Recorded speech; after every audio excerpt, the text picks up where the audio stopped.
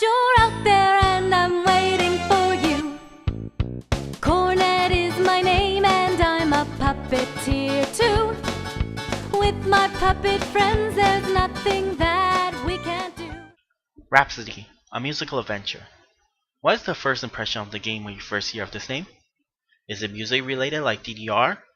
Or maybe it's a musical where everything is singing in rhyme? It's actually none of that.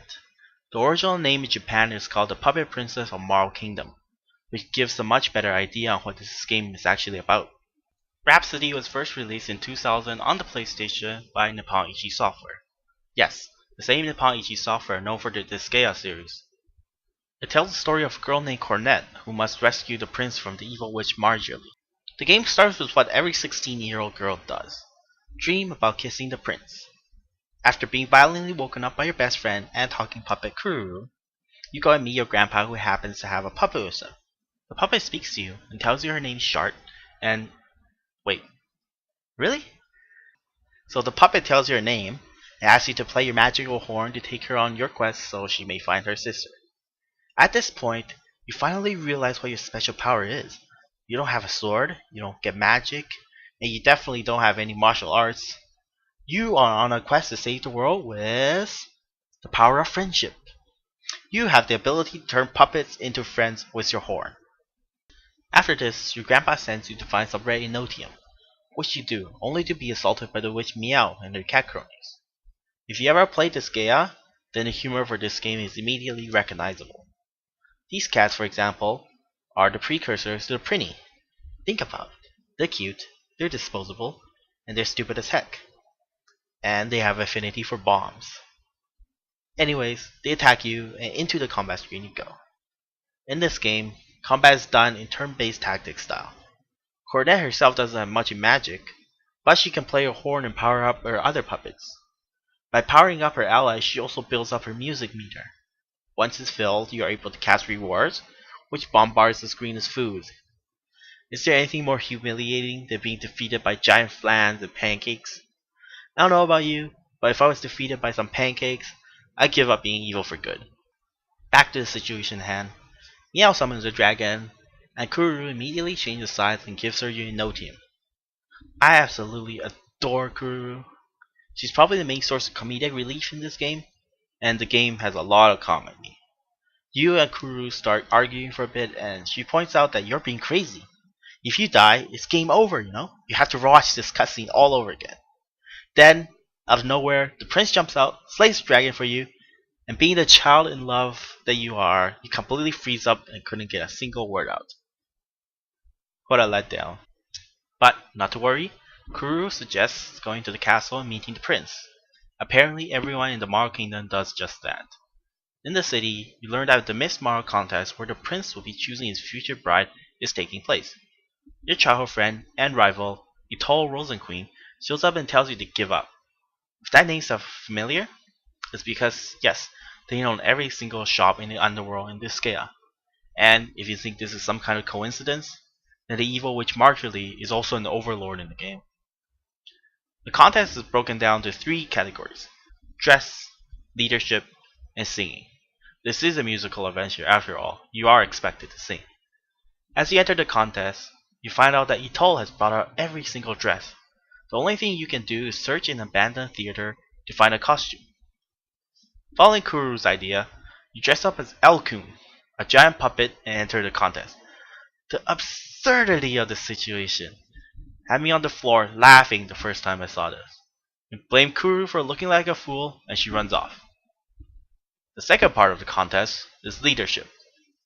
The queen says, if the king suddenly cannot fight, then it's up to the queen to take command. Now, you must fight each other.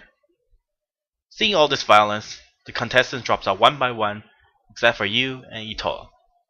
And Etoile tells you to make up with Kururu because this is a game of friendship. Well, the real reason is you learned from a flashback is you cannot use your full power unless you have friends by your side.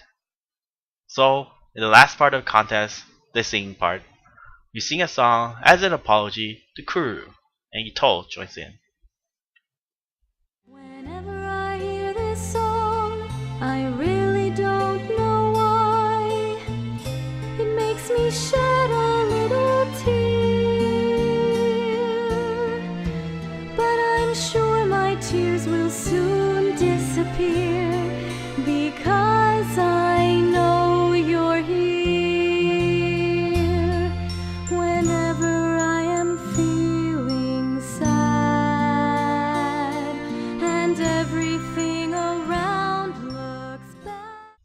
The name makes it sound like the game is full of these moments, but there really isn't that many songs.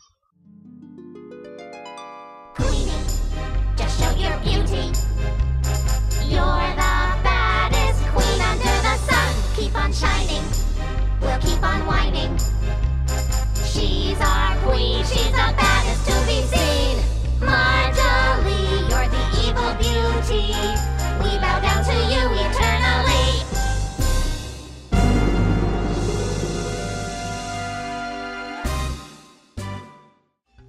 Deep inside this jungle green, mysterious kingdom that's never been seen.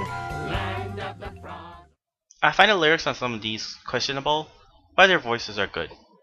And there is an option to change the songs to Japanese, but then you would understand the words and miss the entire point of the song. The queen names both of you winners, and you get invited to the ball next week. In your dress. Long story short, you won the contest, but the evil witch Marjorie attacks and instantly falls in love with the prince, then kidnaps him. After being thoroughly defeated by her, you decide not to give up and head out on an adventure. With your best friend at your side and a spiffy new outfit, the real game begins. The game is not very special. The combat is simple and frankly, quite easy. The story is just another generic story with a role reversal instead. But what really sets this game apart is its charm. The game is filled with likable characters, each with very expressive facial expressions and personalities. Even Itoll, the two of you make up during the contest and quickly become friends. Well, maybe. She ends up helping you on your journey in her own special way. Although the two of you don't get along very well, all you have to do is sing a little song to get her in the helping mood.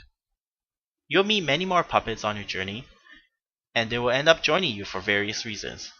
These puppets, once they finish whatever they wanted to do, will eventually leave and be reborn as human. Elkun, for example, who you found in an abandoned theater, realized his dream of being on stage one last time, and was reborn. Shart finally found her sister Terra, and will be reborn as humans. The villains in this game are incompetent, if not downright stupid. But they're not outright evil, as they end up helping you multiple times throughout the game. They seem almost likable as characters. The humor is present throughout the entire game, whether it's Kuru telling you to make like a sheep and flock off, or Itoll suddenly pulling out an RPG during a leadership contest, maybe even more fourth wall breaking. If the game isn't making you smile, or maybe even chuckle a bit, then the game is making you go what the heck. And of course, we can't forget about the music, can we?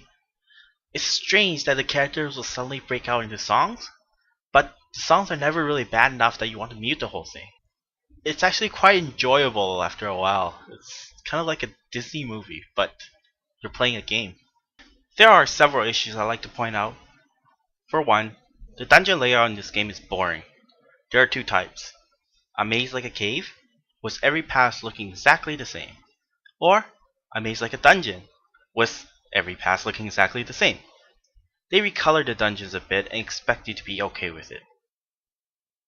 The strategy of these dungeons is to walk everywhere until you accidentally stumble onto the exit. I can't help but feel disappointed because the rest of the game looks good graphically, but why are the dungeons so generic? Another issue is the difficulty of this game. Even on the hardest difficulty, most encounters are over by casting an AoE spell on the first turn. And bosses are not that different either. They get an extra hit or two, but eventually they'll get defeated without putting much of a fight. There are puzzles, but most of them are just talking to an NPC and figuring out where to go next. I talked to an old man who said his grandson has the keys to a mine, but where is he? The game never tells you, they just expect you to retrace your footsteps until you stumble onto him eventually. Then, there's this one thing that bugs me. It's not uncommon for games to have NPCs blocking the door, but you can usually wait for them to get out of the way. NPCs here walk at a snail pace, and you can get trapped for up to 5 minutes. It's not a big issue, and it's slightly funny the first time it happens, but after getting stuck in every other town I go to, it got annoying real quickly. I would be lying if I said this was a good game, but I wouldn't call it a bad game either. I have fun with this game for different reasons. I can't help but smile when I play this game. The humor just catches you off guard. So, if you're ever looking for something cute, or just want to see what Nippon Ichi Software made before they got famous for their Disgaea series and all their printing spin-offs, then check out this game. While I do compare these two games together, you have to remember that this is not Disgaea. If you go in expecting that game, you will be disappointed. Instead, think of it as a cutesy game with the same humor that eventually led the developers to create the series that you know and love. They are there to help me make my dreams come true. And once you get to know them, they just might help you too. And all the puppets in the world will help me